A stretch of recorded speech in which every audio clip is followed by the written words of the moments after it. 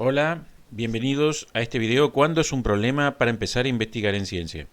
Mi nombre es Mario Antonio Fioravante y soy el profesor de la Cátedra de Introducción al Conocimiento y la Investigación Científica de la Facultad de Derecho y Ciencia Política de la Universidad Católica de Santa Fe. En esta oportunidad empezaremos a transitar el camino de la investigación. Habíamos elegido un tema, habíamos explicitado una idea de investigación y ahora conoceremos qué implica tener un problema que va a ser objeto de un proceso de investigación. ¿Cuál es la bibliografía específica? Para explicar estos temas utilizaremos la siguiente bibliografía: Metodología de la investigación de Roberto Hernández Sampieri, Carlos Fernández Collado y Pilar Baptista Lucio. Aprender a investigar, nociones básicas para la investigación social, de Ezequiel Anderegg, y Investigar en Derecho, de Ana Kunz y Nancy Cardinó. Habíamos sostenido en videos anteriores que la investigación es un proceso, establecido en partes, en secuencias, que se ordenan y que necesariamente deben darse para que se logre el objetivo del proceso de investigación, que es adquirir nuevos conocimientos. Y esto es central: adquirir nuevos conocimientos, no recopilar viejos ni resumir textos. ¿Qué habíamos hecho en la anterior oportunidad? Habíamos explicitado la idea de investigación. Habíamos descubierto que el tema por sí solo era demasiado general y no podía ser la base de un proceso de investigación. La idea era una forma de afinar ese tema. ¿Qué es lo que se quiere investigar de ese sector de la realidad que es el tema? Ezequiel Anderegg, filósofo, sociólogo y ensayista argentino, había sostenido concretamente que la idea de investigación era la chispa que da comienzo al proceso de investigación. Ahora bien, en esa etapa, la idea de investigación es absolutamente libre. Cualquier idea de investigación es posible ser planteada. Luego, una vez que se afine la idea, se podrá descubrir si esa idea es realmente una idea que puede ser sometida a un proceso de investigación y no simplemente responder a una expectativa personal o deseo del investigador. Para ello es importante aprender a verbalizar, a comunicar. La idea de investigación, aún a pesar de su nombre, debe ser comunicada, debe ser enunciada lingüísticamente, debe ser comunicada a otras personas. La idea por sí sola en la mente del investigador no aprovecha a nadie, ni siquiera al investigador. Es necesaria redactarlo. La forma que habíamos propuesto para redactar la idea de investigación era formularlo como una pregunta. Esa pregunta que se hace el investigador respecto del tema. ¿Qué quiero investigar de este tema? Ahora bien, tener la idea es estar en una situación parecida a esta. Tenemos infinidad de cuestiones, infinidad de problemas, infinidad de procesos, infinidad de actividades que podrían ser realizadas para llevar adelante esa idea de investigación. Entonces, es tarea del investigador ordenar de manera lógica, coherente, todas esas cuestiones y ir discriminando las que corresponden de las que no pueden corresponder a este proceso de investigación, puesto que tal vez no permitan alcanzar o responder a esa pregunta que formula la idea de investigación. La finalidad sería una etapa así, donde está todo ordenado, todo encajado en su lugar y todo está perfectamente secuenciado. Pero ¿qué sigue? Tener la idea, aún la mejor idea formulada, solamente nos coloca ante un camino, cuyo fin o cuyo destino o cuya meta no está suficientemente claro. Sabemos que nos estamos dirigiendo hacia un lugar determinado, pero no sabemos a dónde. Es ahí donde empiezan los otros procesos del proceso de investigación. Concretamente, tenemos que tener un proyecto de investigación. El proyecto de investigación permite al investigador saber qué es lo que va a hacer, cómo lo va a hacer, en qué tiempo lo va a hacer, con quién lo va a hacer y si eso es útil para lograr conocimiento nuevo. Esta es la situación del investigador con la idea de investigación. No tiene varios caminos posibles para recorrer, pero todavía no está claro cuál de ellos debe ser utilizado. El proyecto lo que hace es precisamente eso, definir el camino. Es el mapa que le permite al investigador conocer hacia dónde debe ir para lograr determinado objetivo, determinada finalidad y específicamente responder a la idea de investigación. Como todo producto humano, el proyecto de investigación debe ser construido y dependerá de la habilidad del investigador que ese proyecto sea una buena herramienta y le permita alcanzar sus objetivos o no lo sea y deba ser reformulado hasta que pueda alcanzar un nivel de adecuación correspondiente. ¿Cómo empezamos? Lo primero que tenemos que tener en claro es el problema de investigación. El tema, la idea, son suficientes. No son suficientes. Es necesario afinar un poco más todavía el tema y el problema de investigación es precisamente eso es lo que hace. Afina, acota, delimita el tema. Bertrand Russell, filósofo, matemático, lógico y escritor británico, en su libro Religión y Ciencia, concretamente expone la situación que en el siglo XVII se produjo con Galileo Galilei, quien cuestionó la autoridad de Aristóteles, puesto que Aristóteles, había sostenido que la velocidad de atracción de la velocidad de caída de los cuerpos era directamente proporcional a su peso. Esto implicaba que una bola de metal que pesara 2 veces más que otra caería 2 veces más rápido. Nadie se había cuestionado esta afirmación durante más de 2000 años. Galileo se cuestiona. ¿Pero qué hizo Galileo precisamente? Vio un problema donde otros veían certezas. Los otros eran los profesores de la Universidad de Pisa y en la Torre de Pisa él experimentó y demostró que Aristóteles se equivocaba, que la velocidad de caída de los cuerpos no estaba en relación a su peso. Mario Bunge, filósofo físico y epistemólogo argentino, en su libro La ciencia, su método y su filosofía, advierte precisamente contra esa forma de pensar de la gente común y tal vez de los mismos científicos que consideran que la manera correcta de decir el valor de verdad de un enunciado es someterlo a la prueba de un texto. La investigación es aquella que solamente consiste en encontrar hechos que confirmen afirmaciones de alguna autoridad o de alguna persona, investigador, científico, considerado autoridad en ese tema. La investigación no confirma afirmaciones, trata de descubrir nuevas afirmaciones.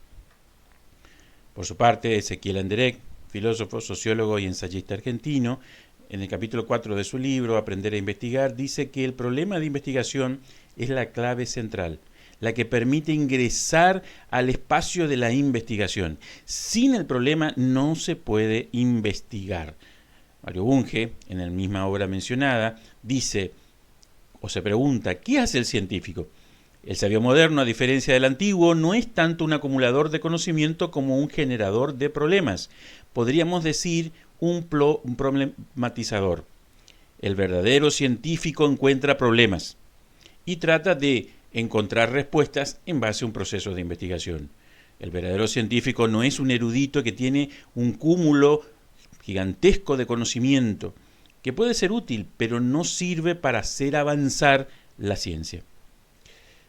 Por su parte, Morris Cohen y Ernst Nagel, en su libro Introducción a la Lógica y al Método Científico, dicen que discernir un problema de investigación en una mera experiencia empírica es un signo de genio científico, puesto que muchas personas pueden pasar, investigadores científicos incluidos, por diversas situaciones y no descubrir, no discernir ningún problema que merezca ser investigado. Discernir un problema es verdadero genio científico. Ahora, es casi tener una sensibilidad especial para ver problemas donde otros ven certezas. Ezequiel Anderegg sostiene o se pregunta cómo avanza la ciencia y él dice, se parte de un problema que debe ser formulado, se realiza la investigación y después se encuentra una respuesta. Esa respuesta es la hipótesis o las conclusiones de la investigación. Ahora bien, la ciencia avanza de problema en problema, puesto que esa misma respuesta que encontró una investigación puede servir de base para descubrir un nuevo problema que va a ser objeto de una nueva investigación.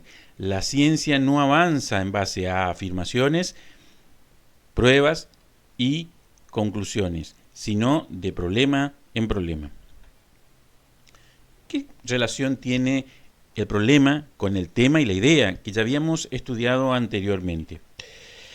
Recurriendo nuevamente a la analogía de la doctora María del Carmen González Videgaray, podemos afirmar que si esta imagen representara la realidad toda, el universo completo de experiencias o fenómenos empíricos, el tema sería simplemente una porción de ese universo, por ejemplo, esta galaxia. Pero aún así, el tema es demasiado general. Cualquier tema, cuando se empieza a investigar, siempre es general. Aún el que se pretenda lo más acotado posible sigue siendo general porque tiene aspectos o dimensiones que deben ser contempladas para poder afinarlo. Supongamos que de este tema elijamos esta porción.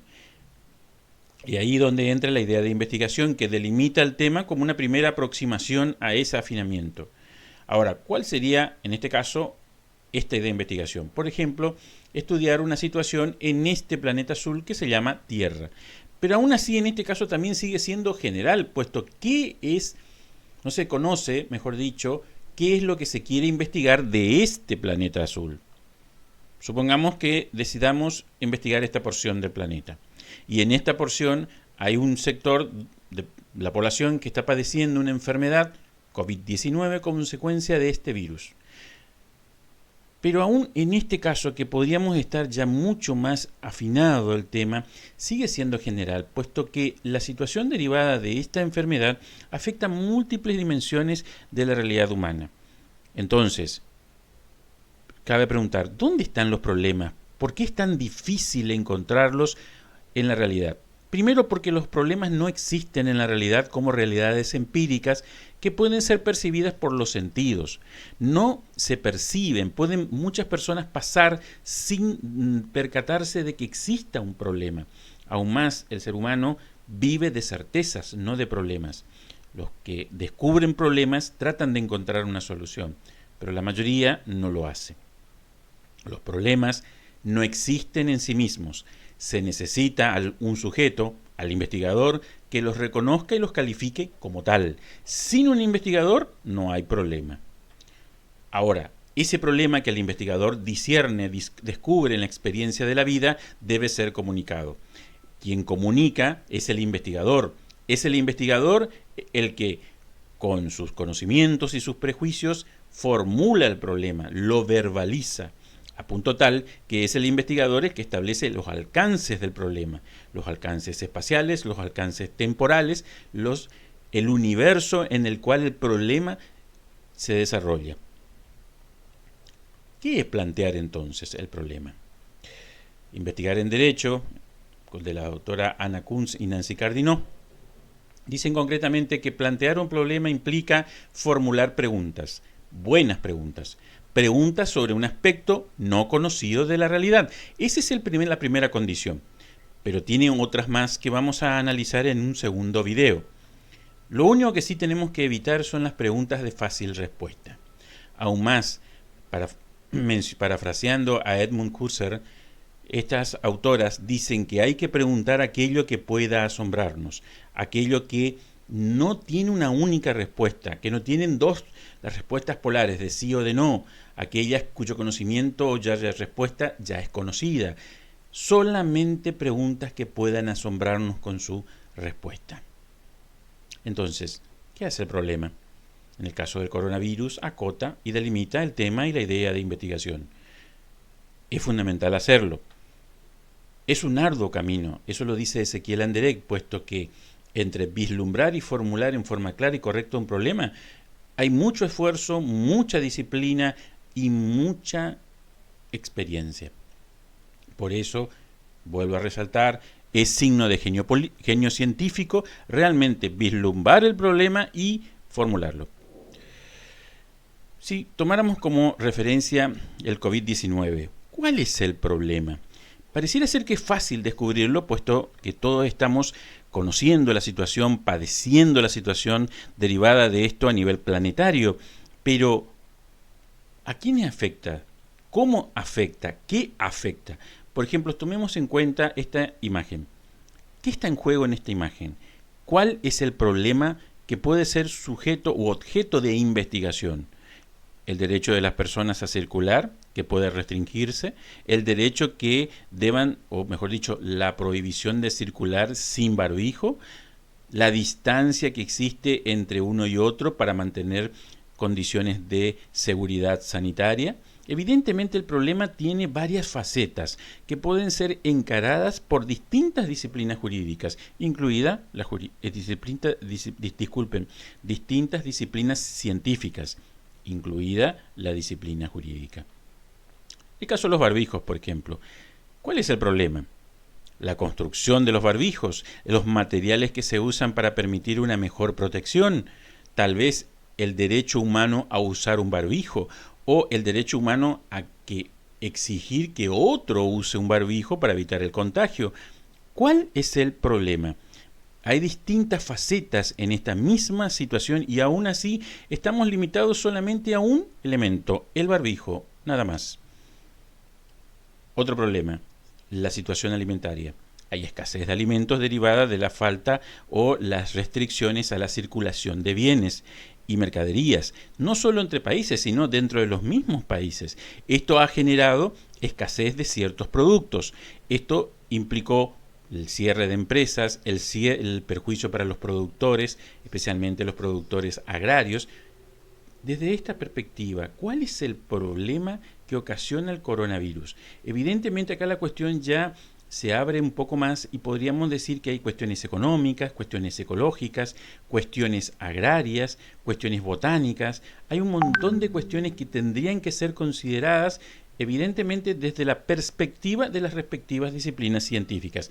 También podríamos decir que existe una faceta jurídica, existe un derecho a exigir la presencia de todas las mercaderías necesarias para la subsistencia, o el Estado puede solamente racionar, tiene el derecho o la facultad de hacerlo. Esto puede ser objeto de un problema de investigación. También el coronavirus ocasionó, el COVID-19, ocasionado por el virus del coronavirus, discúlpenme, ocasiona situaciones de aislamiento social. Esto implica consecuencias psicológicas que no están suficientemente medidas. Evidentemente esto puede ser objeto de un proyecto de investigación desde la disciplina psicológica, también desde la disciplina sociológica, por los efectos que podrían ocasionar una vez que se levante las suspensiones después de haber estado tanto tiempo restringido en su circulación. Varias disciplinas pueden encarar esta misma y cada una lo podría hacer desde una manera distinta.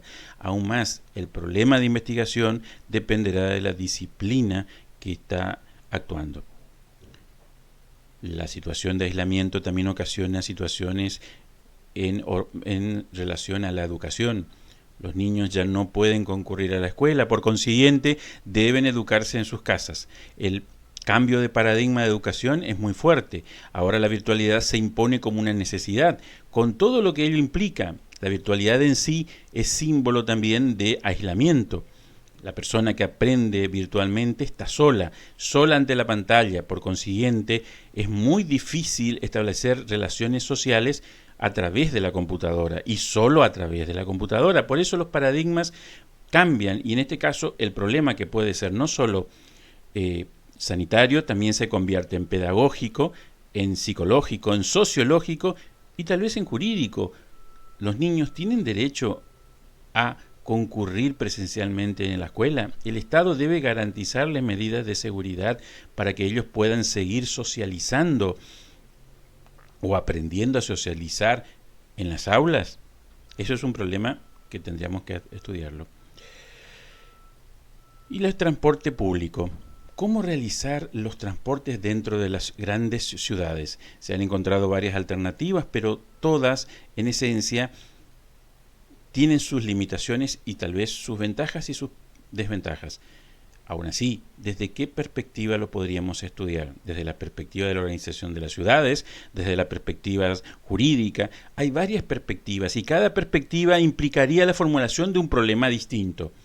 Evidentemente, la situación depende de qué estamos hablando y desde dónde estamos hablando. La situación de los adultos mayores es un caso paradigmático. Según se tiene entendido, el COVID-19 afecta particularmente a las personas mayores de 60 años. Ahora, ¿es posible restringir su circulación, prohibir directamente que salgan al exterior con la finalidad de proteger su salud? ¿Es posible esto? ¿Qué consecuencias eso traería para su crecimiento psicológico? Y aún más, ¿qué pasarían con las personas que no cuentan con una familia o con un grupo de ayuda que pueda acercarle alimentos, medicamentos o pueda darle una comprensión personal? Evidentemente, esa prohibición podría ocasionarle mayores perjuicios. Evidentemente, el problema debería ser formulado de alguna manera. Esa formulación dependerá de la disciplina desde la cual se ataca ese problema. No hay una sola redacción. Los insumos médicos. ¿Cómo garantizamos que todos los países y todas las personas reciban los mismos insumos de la misma calidad? Esto es una cuestión económica, es una cuestión jurídica, es una cuestión sanitaria. ¿Desde qué perspectiva estudiaremos este problema? Dependiendo de la disciplina que lo ataque, uno será el problema. Entonces, vieron que la pregunta, que pareciera ser sencilla en un primer momento, ¿cuál es el problema con el COVID-19?, se ha complicado bastante. Es difícil encontrar el problema si no tenemos claro un montón de circunstancias, especialmente desde dónde estamos haciendo la pregunta. Y esto tiene que ver con un bagaje de conocimientos que brindan las distintas disciplinas jurídicas. Es decir, el investigador ya tiene un bagaje de conocimientos, de experiencias y de prejuicios personales, que son los que determinan su visión del problema y su forma de redactarlo. Esto lo analizaremos con más detenimiento en un video posterior. Ahora, en esta etapa del curso, ¿qué es lo más relevante? Simplemente ustedes tratarán de descubrir el problema que está en el artículo de investigación que ustedes eligieron como fuente de la investigación. Una vez que descubran el problema, lo tienen que explicar. ¿En qué consiste ese problema? ¿Y por qué es un problema según el autor del artículo? Y finalmente tienen que enunciar el problema en una sola pregunta. ¿Cuál es el problema? Esto, que parece relativamente sencillo, es una actividad ardua. Simplemente yo les aconsejaría que lo vayan haciendo con sucesivas aproximaciones y que no se preocupen en una redacción totalmente perfecta desde el primer momento. Lo importante es que se esmeren en hacerlo lo más perfecto posible. Ya saben, cualquier problema o sugerencia pueden recurrir a los mensajerías o los foros de consulta del aula virtual para comunicarse en cualquier momento. También les entrego mis información de contacto para que puedan comunicarse fuera del aula virtual, pero esto de manera excepcional. Siempre les volveré a recordar que tengan paciencia en cuanto a mis respuestas, puesto que no necesariamente las responderé de manera inmediata. Si estoy conectado, sí. Si no, lo haré lo antes posible. Muchas gracias y hasta otra oportunidad.